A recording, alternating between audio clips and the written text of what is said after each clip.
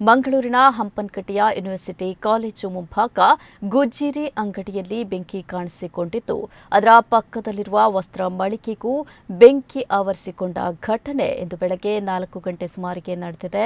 ಘಟನೆಯಲ್ಲಿ ಭಾರೀ ದೊಡ್ಡ ಪ್ರಮಾಣದಲ್ಲಿ ಬೆಂಕಿಯಿಂದಾಗಿ ಸೊತ್ತುಗಳಿಗೆ ಹಾನಿಯಾಗಿದೆ.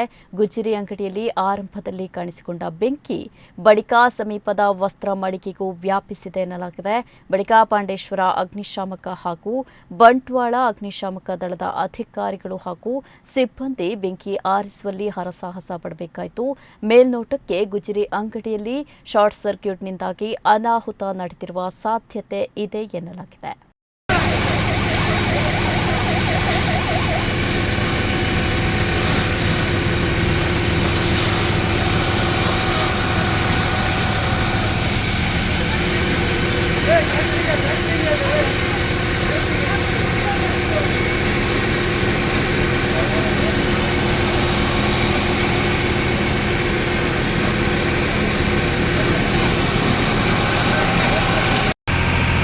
Side Visa